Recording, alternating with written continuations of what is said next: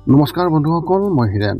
আজি আপোনালোকক এই ভিডিঅ'টোৰ জৰিয়তে এই 2025 বৰ্ষৰ জানুৱাৰী মাহটোত এই দুই ৰাশিৰ ব্যক্তিসকলে লাভ কৰিবলগীয়া সম্পূৰ্ণ ৰাশিফলৰ বৰ্ণনা আপোনালোকক আগবঢ়াইছোঁ।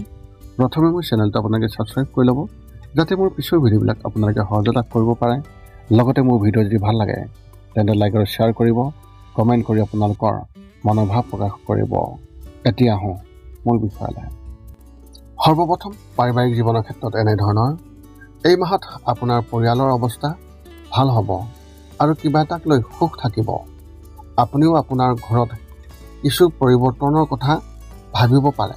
আপুনি আপোনাৰ ঘৰৰ বস্তুবোৰৰ বিশেষ যত্ন লওক, নহ'লে পিছত সমস্যা হ'ব। যদি পৰিয়ালৰ কোনো সদস্যই কিছুদিনৰ পৰা চাকৰি বিচাৰি আছে, তেন্তে এই মাহত তেওঁ চাকৰি পাব পাৰে। বন্ধুৰ লগত সম্পৰ্ক অধিক শক্তিশালী হৈ থাকিব আৰু বন্ধুৰ পৰা সমৰ্থন পাব। পৰিয়ালৰ লোকসকলে আপোনাৰ বন্ধুক আপলোড কৰিব আৰু তেওঁৰ শলাগ ল'ব। ঘৰত সকলো ঠিকেই থাকিব আৰু সকলোৰে মাজত প্ৰেম বৃদ্ধি পাব। ব্যৱসায় আৰু চাকৰিৰ ক্ষেত্ৰত এনেধৰণৰ যদি আপুনি যোৱা কেইমাহমানৰ পৰা ব্যৱসায়ত লোকচানত ভুগি আছে বা আকাংক্ষিত ফলাফল লাভ কৰা নাই, তেন্তে এই সমস্যা এই মাহতে সমাধান হ'ব। ব্যৱসায়িক দৃষ্টিকোণৰ পৰা এই মাহটো শুভ হ'ব আৰু আপুনি সকলো ফালৰ পৰা লাভৱান হ'ব। যদি আপুনি টকাখিনি ক'ৰবাত বিনিয়োগ কৰিছে, তেন্তে তাৰ পৰাই আপুনি আৰ্থিক সুবিধা লাভ পাব। যদি আপুনি কাম কৰে, তেন্তে এই মাহত আপোনাৰ দলৰ সদস্যসকলৰ পৰা সমস্যাৰ সন্মুখীন হ'ব লাগিব। কিছুমান কথা থাকিব যিবোৰ তেওঁলোকে সোনকালে বুজি নাপাব, যাৰ বাবে আপোনালোকে কৰা সকলো কাম নষ্ট হ'ব পাৰে। এনে পৰিস্থিতিত ধৈৰ্য ধৰি যিকোনো কামত লৰালৰিকৈ যোৱাৰ পৰা বিৰত থাকিব। শিক্ষা আৰু ক্ৰীড়াৰ ক্ষেত্ৰত এনেধৰণৰ অধ্যয়নৰ প্ৰতি গুৰুত্বপূৰ্ণ হ'ব আৰু ইয়াৰ পিছত কি কৰিব সেই বিষয়ে চিন্তা কৰিব। যদি আপুনি কোনো প্ৰজেক্টত কাম কৰি আছে, তেন্তে আৰম্ভণিতে কিছুমান বাধা নিশ্চয় আহিব, কিন্তু সেইবোৰৰ পৰাও আপুনি বহু কথা শিকিব। কলেজীয়া ছাত্ৰ ছাত্ৰীসকলে বন্ধু বান্ধৱীৰ সৈতে নতুন কিবা এটা কৰাৰ কথা আৰম্ভ কৰিব পাৰে আৰু তাত প্ৰাৰম্ভিক সফলতা লাভ কৰিব। যদি আপুনি যিকোনো পৰীক্ষাৰ প্ৰস্তুতি চলাই আছে বা আপুনি ব্যস্ত, তেন্তে এই মাহত আপুনি ইয়াৰ প্ৰতি কম মনোনিৱেশ কৰিব পাৰিব আৰু আন কামত অধিক মনোনিৱেশ কৰিব পাৰিব। এই মাহত আপুনি আগৰ দৰে আপুনি প্ৰস্তুতি চলাব নোৱাৰিব পাৰে। প্ৰেমৰ ক্ষেত্ৰত এনেধৰণৰ প্ৰেম জীৱনত সাৱধান হওক, কাৰণ প্ৰেমৰ সম্বন্ধৰ ক্ষেত্ৰত আপুনি সাৱধান হওক, কাৰণ এই মাহত আপুনি আপোনাৰ সংগীৰ দ্বাৰা বিশেষভাৱে প্ৰতাৰিত হ'ব পাৰে। বন্ধু এজনে আপোনালোকৰ সম্পৰ্কত বিভাজন সৃষ্টি কৰাৰ প্ৰয়াস কৰিব, যিটোৰ বিষয়ে আপুনি পিছত জানিব পাৰিব। যদি আপুনি অবিবাহিত আৰু জীৱন সংগী বিচাৰি আছে, তেন্তে এই মাহত আপুনি কেৱল বন্ধুৰ প্ৰতিহে আকৰ্ষিত অনুভৱ কৰিব। বিবাহিত জীৱনত সুখী হ'ব আৰু কোনো ধৰণৰ সমস্যা নাথাকিব। মাহৰ তৃতীয় সপ্তাহত যদি আপুনি আপোনাৰ পত্নীৰ বাবে বিশেষ কিবা এটা কৰিবলৈ চেষ্টা কৰে, তেন্তে আপুনি ভাল ফলাফল পাব। যদি সম্পৰ্কৰ কথা কোৱা হয়, তেন্তে কিবা এটা বাধাৰ সৃষ্টি হ'ব পাৰে আৰু বিষয়টো শেষ হ'ব পাৰে। স্বাস্থ্যৰ ক্ষেত্ৰত এনেধৰণৰ মাহৰ আৰম্ভণিতে চকুৰ লগত জড়িত সমস্যাই আপোনাক আমনি কৰিব। আনহাতে দ্বিতীয় সপ্তাহত ডিঙিৰ লগত জড়িত সমস্যাই আপোনাক আমনি কৰিব। ইয়াৰ পৰা হাত সাৰিবলৈ ভ্ৰামাৰী প্ৰাণায়াম কৰিলে ভাল ফলাফল পাব। দিনটোত এবাৰ ঠাণ্ডা পানীৰে চকু ধুই লোৱাৰ অভ্যাস গঢ়ি তোলক। শীতকাল হ'লেও ঠাণ্ডা পানীৰে চকু ধুলে ভাল ফলাফল পাব। মানসিকভাৱে আপুনি সম্পূৰ্ণ সুস্থ হৈ থাকিব আৰু কোনো ধৰণৰ সমস্যা নহ'ব। আপোনাৰ মনটো শান্ত হৈ থাকিব আৰু আপুনি মানসিক শান্তি অনুভৱ কৰিব। নতুন চিন্তা আপোনাৰ মনত প্ৰৱেশ কৰিব আৰু আপুনি শক্তিশালী অনুভৱ কৰিব। আপোনাৰ এই মাহত শুভ সংখ্যা হিচাপে 3 আৰু শুভ ৰং হিচাপে আপোনাৰ এই মাহত নীলা ৰং ব্যৱহাৰ কৰিব। ধনৰাশি ব্যক্তিসকলৰ বাবে এক বিশেষ তথ্য, যদি আপুনি গহনা পিন্ধিছে বা পিন্ধি থাকে তেন্তে এই মাহত সাৱধান হওক, কাৰণ ইয়াক চুৰি হোৱাৰ আশংকা দেখিবলৈ পোৱা গৈছে।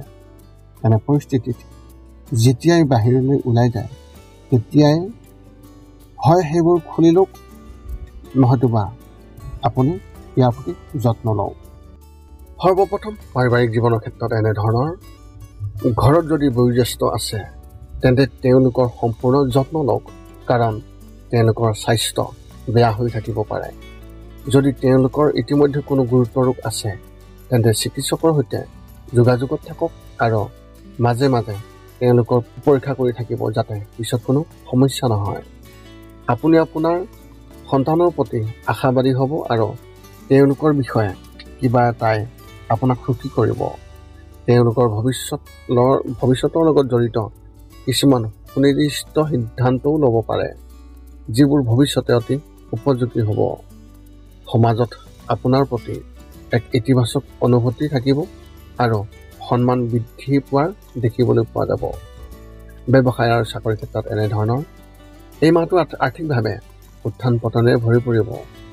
ক'ৰবাত বেছি টকা খৰচ কৰিলে আন ক'ৰবাৰ পৰা আপুনি টকা লাভ কৰিব। যদি আপুনি ক'ৰবাৰ পৰা ঋণ লৈছে বা ঋণ লোৱাৰ দৰে তেনেকুৱা ধৰণৰ টকা পইচা লৈছে তেন্তে ঘূৰাই দিব পাৰিব। ইয়াৰ উপৰিও আপোনাৰ যিকোনো আত্মীয় বা বন্ধু বান্ধৱীৰ পৰাও আৰ্থিক সহায় লাভ কৰিব। আপুনি আপোনাৰ চাকৰিটোৰ প্ৰতি আপোনাৰ আগ্ৰহ কম হ'ব আৰু কাৰ্যালয়ৰ পৰা পদত্যাগ কৰাৰ যি চিন্তা, সেই চিন্তাই আপোনাৰ মনলৈ আহিব। এই মাহত আপোনাৰ মূল গুৰুত্ব হ'ব নতুন চাকৰিৰ সন্ধানত। অফিচত আপোনাক লৈ ৰাজনীতি হ'ব পাৰে, কিন্তু সকলোবোৰৰ পৰা আঁতৰি থাকিলে আপোনাৰ বাবে ভাল হ'ব। শিক্ষা আৰু কেৰিয়াৰ ক্ষেত্ৰত এনেধৰণৰ, কলেজৰ পৰা পোৱা প্ৰজেক্টবোৰৰ প্ৰতি আপুনি অধিক মনোযোগ আৰু আগ্ৰহ লাভ কৰিব। বন্ধু বান্ধৱীৰ পৰা সম্পূৰ্ণ সমৰ্থন পাব আৰু সময়ৰ আগতে সম্পূৰ্ণ কৰিব। যদি আপুনি স্কুলত আছে তেন্তে শিক্ষকে কিবা এটাক লৈ খং উঠিব পাৰে, কিন্তু ধৈৰ্য ধৰিলে তেনে পৰিস্থিতি সৃষ্টি নহ'ব। প্ৰতিযোগিতামূলক পৰীক্ষাৰ ক্ষেত্ৰত আপুনি খুবেই ভাল নম্বৰ পোৱাৰ লক্ষণ দেখিবলৈ পোৱা গৈছে।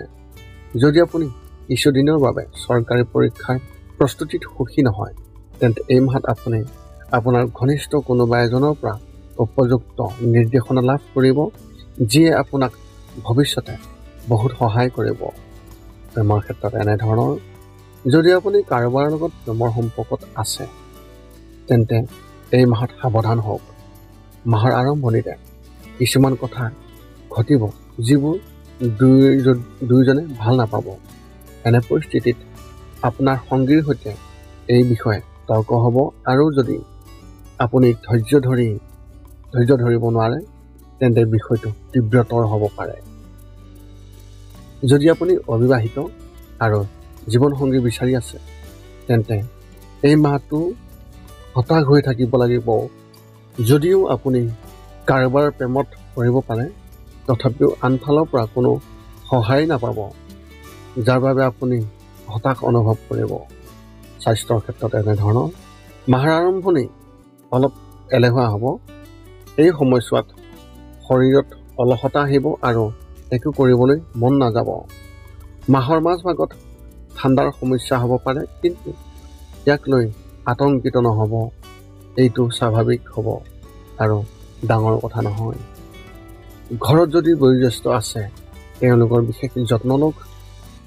ঘৰৰ পৰা ওলাই যোৱাৰ সময়ত সৰ্বোচ্চ সাৱধানতা অৱলম্বন কৰক। মানসিক সমস্যা নাথাকিব।